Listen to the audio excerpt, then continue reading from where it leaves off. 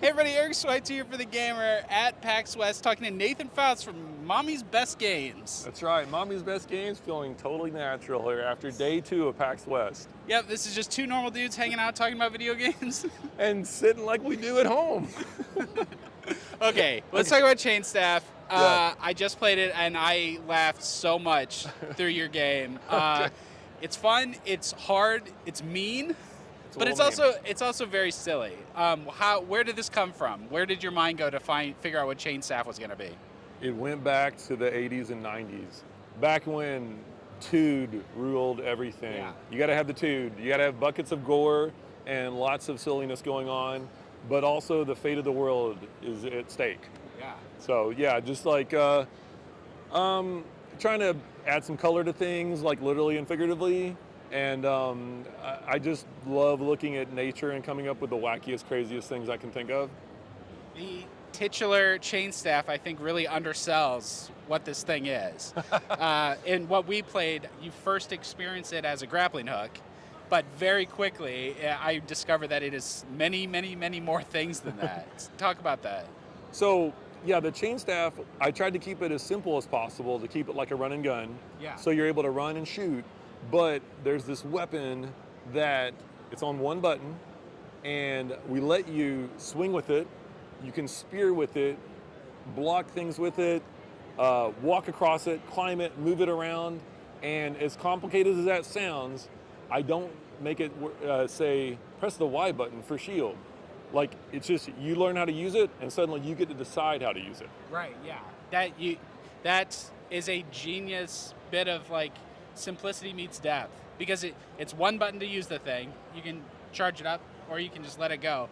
But then it does all these different things. It's a wall, and it's a ladder, and it's a grappling hook, and it's a weapon. And yeah. It's just, wow, what a great hook. And I think when you look at the game, that's the thing that grabs you immediately, is like this very unique weapon device, right? Yeah. Well, I love all the grappling hook games, like Bionic Commando. Yeah. They did an amazing job in Bionic Commando Rearmed. Call out to Ninja 5.0 on the Game Boy Advance, a very cool other grappling hook. There have been different versions of them, and a lot of them end up being like zip lines. So I wanted like a real grappling hook, but I also wanted to do something original with it. Yeah. So that's why it's got the weird swinginess to it, but also you can do other things with it. Yeah. Before we start recording, we were just hanging out being normal guys.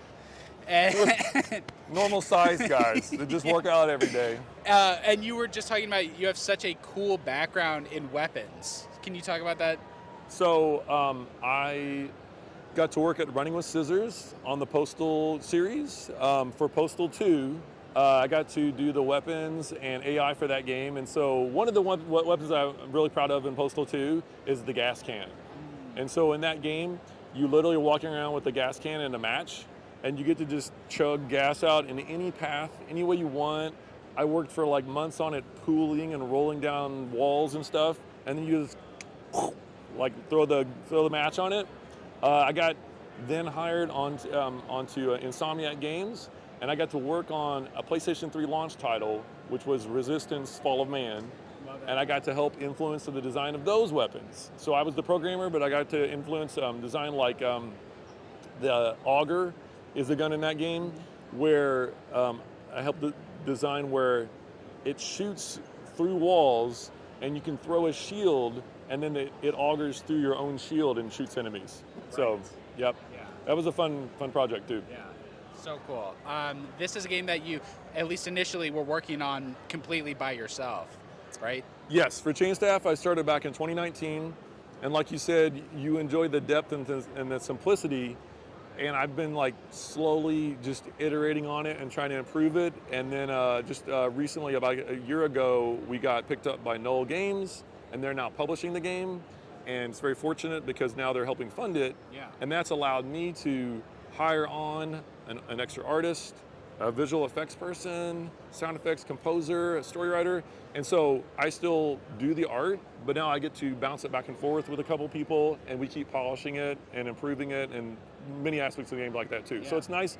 It's a really small team, still 5 or 6 people, but it's my best looking game that I've ever made. I'm really proud of it. So Yeah, it's nice. It's got a really unique structure too. I think at face value and the way it plays is very much like a 2D shoot 'em up, but the levels are much longer. Some of them have branching paths. Can you talk about the structure of the game? Right. So I love Mega Man X, and it's just like I wanted to make like a larger version of that, and so we're still working on the game, but I'm hoping to have 10 levels in the game, and basically you'll go through about 5 of them in a linear way, and then the story will change, and you'll suddenly have to go and explore back in the levels and start looking for these power-ups that will unlock a given branch. So it's not going to be too much. It's not like a full-on Metroidvania map. It's not a Metroidvania, but it's a big-size run and gun. Cool. Yeah. And where are you at in development now? How long do you have a projected release date? Hoping for about a year out. Okay. So hopefully sometime in 2025. Cool. Yeah. People who aren't here at PAX, do they have an opportunity to play a demo or get involved with the game before it comes out? So you can wishlist it on Steam, and that is a huge impact for me. Every time you wishlist it, Gabe Newell gets an email, and he actually gets a buzz, and he like checks it out, and he's like, ChainStaff. And then he hits this little knob and he turns it just a little bit, and we get more influence, and it goes back up the list. Yeah, it's really nice. He also remembers you too when you do that. Yeah, we have a weekly check-in, and he's like, you had some more people this week. That's awesome. Good job, Nathan. And I'm like, you too, Gabe. High five. Yeah, I guess you a high five through the computer. I mean, we don't meet in person. That'd be crazy. But we have a little video call every week. Yeah. So, no, but you can also, you can find me on the internet. I'm going to hit the mic a few more times. That helps. So you can find me on the internet as Mommy's Best Games. And we have a Discord. And you can tell me to like add your favorite type of weapon, and I'll say no. But you can also tell me about some other cool things. I'll get to read them, and you'll hear me say no. No, I love hearing from people, and we will have a demo of the game out, and then you can really complain about it then. Awesome. But hopefully it'll be polished. But I really do listen to feedback. You can look back at my old games, and I like to make, make sure every game I feel good about when I leave it. So I've got a lot of old games, and I like to make them as polished as possible, and like listen to the feedback and then move on. So yeah, you can join in, tell me about ChainStaff, tell me what's your favorite grappling hook or run and gun. And cool. Yeah, it's good. Awesome. Check out ChainStaff and stay tuned for more PAX West. I'm gonna pull a muscle on my neck here. Really I do all my interviews like this. I don't know why they were always so weird. Okay. I'll just be like this all the time, because that's just how I am. I'm just totally down with the kids. Chill guy. I'm just putting out the vibe. Hey everybody. What's it's your boy. Yeah. Does this look natural? Let's do this. Here we go.